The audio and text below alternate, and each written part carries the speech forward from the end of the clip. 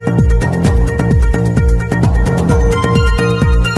Corona को लेकर अब फिलहाल क्या स्थिति है और कितने लोग अभी तक ठीक होकर अपने घर जा चुके हैं? देखिए, अभी तक जनपद सहारनपुर में पॉजिटिव केसेस की कुल संख्या 187 है और इसमें से 27 व्यक्ति वो ठीक होकर हम लोगों ने उनको घर भेजने का जो है की व्यवस्था करा दिया है। आज भी 3-4 लोग और अभी जो है उनकी रिपोर्ट जो है नेगेटिव प्राप्त हुई है, जिसके संबंध में सीएमओ द्वारा और भी कार्रवाई किया जा रहा है। तो अभी तक जो 27 लोगों को हम लोगों ने उनके संबंध में हम लोगों ने कार्रवाई करा दिया है। तो इसका मतलब हम माने कि 160 अराउंड। हाँ, 187 में से 160 लोग ऐसे हैं जो हमारे अब एक्टिव पेशेंट हैं, जो अभी हमारे हॉस्पिटल्स में हैं। अच्छा सर, जब अब ये दुकानें खोली जाएंगी या थोड़ी और छूट मिलेगी, तो ऐसे में क्या कोरोना फैलने का और डर नहीं रहेगा? एक बड़ी चुनौती नहीं होगी प्रशासन के सामने? देखिए, अभी जो है तीन तरह के जोन हैं। एक तो कंटेनमेंट जोन है। कंटेनमेंट जोन में जो है सारी व्यवस्था पूर्ववत चलेगी, उसमें किसी तरह की कोई छूट नहीं है। उसमें जो भी दैनिक आवश्यकताओं की चीज़ है उसमें प्रशासन ही उनको सप्लाई कराएगा।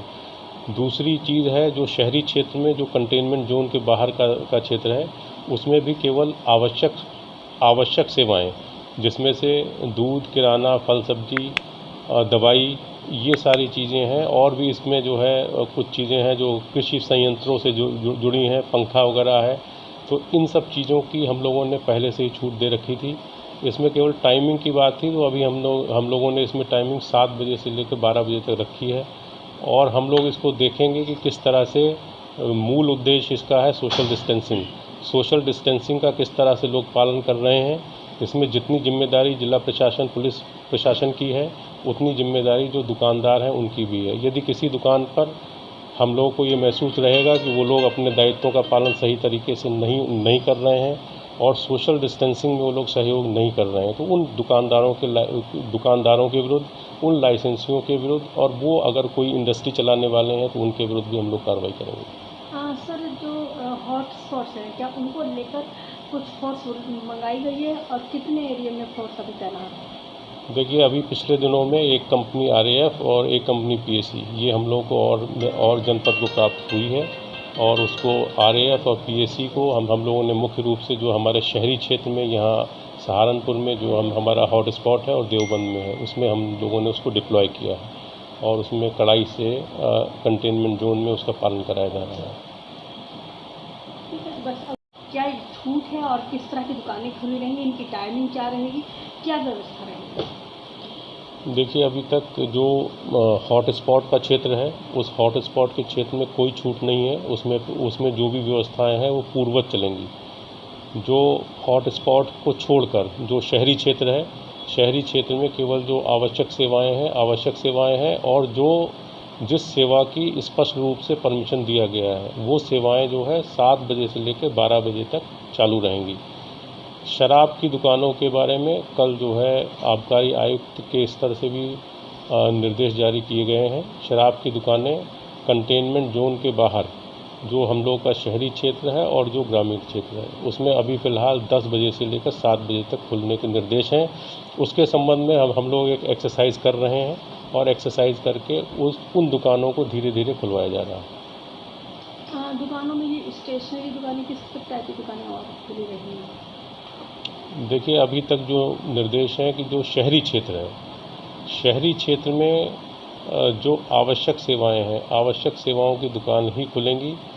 अभी तक हम लोगों ने जो स्टेशनरी की दुकानें थी, स्टेशनरी की दुकानों के संबंध में ये निर्णय लिया गया था कि जो उनके दुकानदार हैं, जो होलसेलर हैं, वो अपने माध्यम से जो भी छात्र हैं उनके यहाँ डोर टू डोर उसकी डिलीवरी कराएंगे। अभी फ़िलहाल यही जो है व्यवस्था है। इसमें अगर कोई परिवर्तन होगा तो इसके बारे में बताया जाएगा। तो ये दुकानें सुबह 6 से 12 खुलेंगी या 7 से? नहीं, ये दुकानें जो है, मैंने बताया कि ये दुकानें 7 बजे से 12 बजे तक खुलेंगी। सभी दुकानें, जिन दुकानों को भी खोलने का निर्णय लिया गया है, वो दुकानें 7 बजे से 12 बजे तक खुलेंगी। यहाँ पर ये स्पष्ट करना है कि जो मार्केट्स हैं, मार्केट में जो आवश्यक सेवाएं हैं, जिनके बारे में हम लोगों ने निर्णय लिया है, आवश्यक सेवाओं की दुकानें ही जो खुलेंगी। जो रिहायशी कॉलोनी है, कहीं कोई रिहायशी कॉलोनी है, कहीं कोई आवासीय परिसर है, उस आवासीय परिसर में अगर कोई एकल दुकान है, अकेली दुकान है, तो वो दुकान खुलेगी, उसके संबंध में आवश्यक और अनावश्यक का भेद नहीं किया जाएगा। पर यहाँ पर स्पष्ट रूप से है कि कुछ दुकानें स्पष्ट रूप से प्रतिबंधित हैं, जैसे कि स्पा है, सैलून है, नाई की दुकानें हैं, ये सब दुकानें कहीं भी नहीं खुलेंगी। देखिए, जो भी अभी पिछले दिनों में जो अतिवृष्टि रही है और कुछ जगह पे कुछ क्षेत्र ओलावृष्टि से भी प्रभावित रहा है, तो इसके संबंध में और कुछ डिमांड भी कम रही है। इसको देखते हुए, लॉकडाउन को देखते हुए लोग अपनी सब्जियां जो सप्लाई करते थे बाहरी प्रदेशों में, उसमें भी कहीं ना कहीं थोड़ी असुविधा रही है।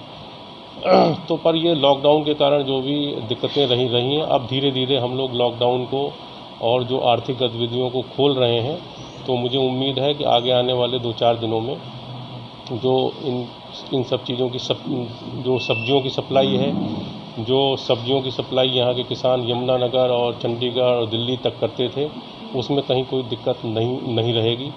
पिछले दिनों में कुछ दिन मंडी की शिफ्टिंग की वजह से, कुछ दिन बारिश की वजह से भी सब्जियों की सप्लाई में किसानों को दिक्कत रही है। तो ये तो तात्कालिक कारण रहे हैं, अब वो कारण मेरे ख्याल से अब दूर कर दिए गए हैं और आगे आने वाले समय में ऐसी कोई समस्या नहीं रहेगी।